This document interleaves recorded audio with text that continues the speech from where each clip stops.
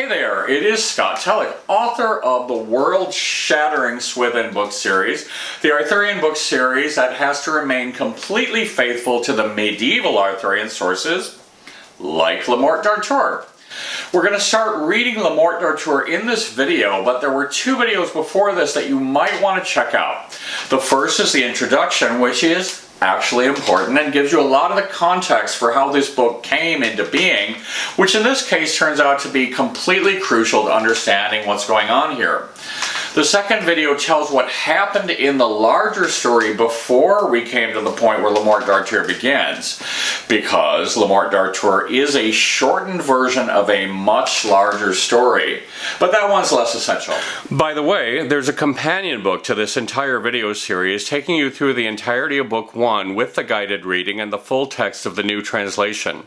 Find the link in the notes below the video. Okay, so let's start reading Morte d'Arthur, Book 1, Chapter 1.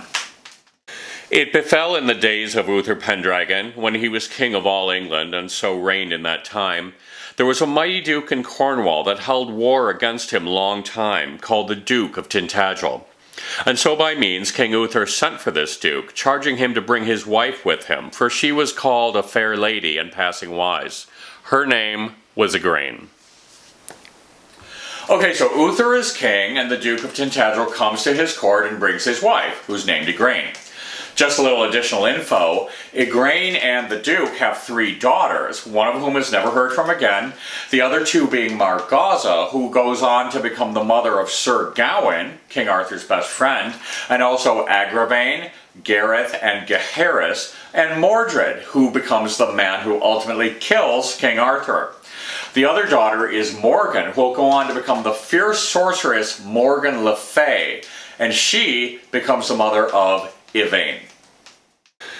So when the Duke and his wife came unto the king by the means of great lords, they were accorded both. The king liked this lady well, and he made great cheer out of measure, and desired to have lain by her. But she was a passing good woman, and would not assent to the king.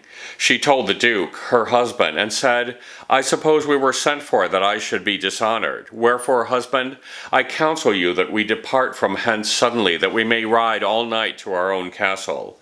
In likewise, as she said, so they departed, that neither the king nor any of his council were aware of their departure.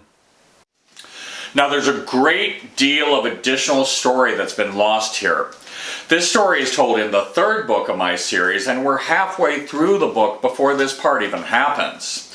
In the Vulgate cycle, Uther saw Igraine earlier and asked his advisors how to get her. His advisors said, maybe pick someone other than your good ally's wife? But Uther wouldn't listen. So they advised him to throw a big 2-week feast that wives were required to come to, and that's what we have here. Another good question is, why does Uther become so obsessed with her? We're left to assume it's just pure lust, and Malory does say he wants to lay by her. We never really know why Uther wants her, and only her, so badly, and this is one of the great mysteries of the saga. I believe that a lot of the purpose of these stories is to make you think, and it does raise a lot of interesting questions that don't often have good answers, but it can be terribly interesting just to think about them. Finally, in the Vulgate, Uther first sends his friend Ulfius to go seduce Igraine for him, because Uther's reduced to helpless tears by the whole thing.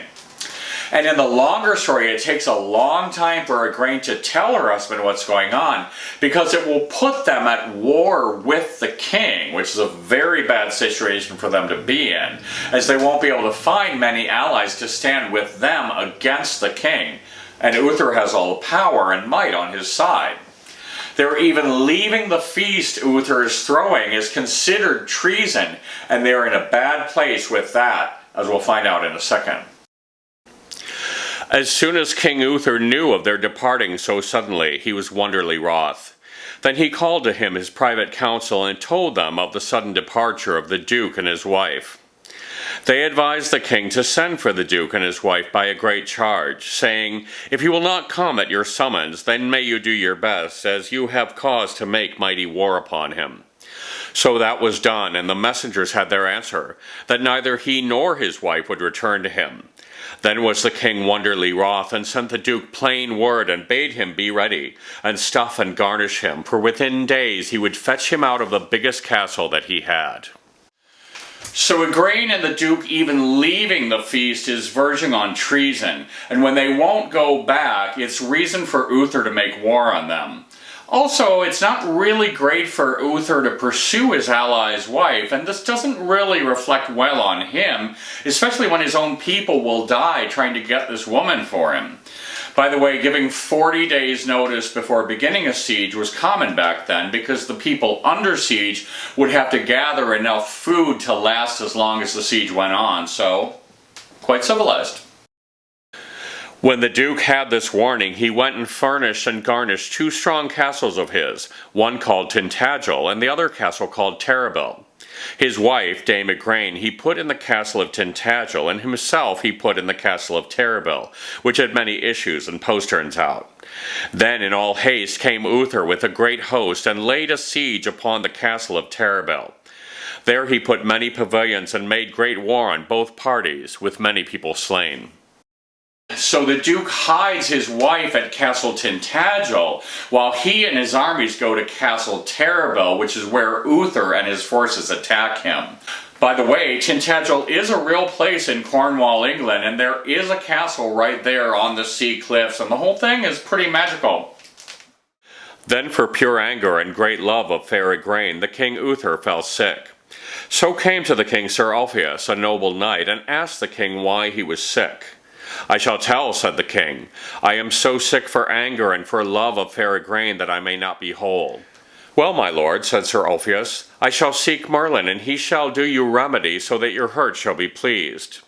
So Ulfius departed, and by adventure he met Merlin in a beggar's array, and there Merlin asked Ulfius who he sought, and he said he had little ado to tell him.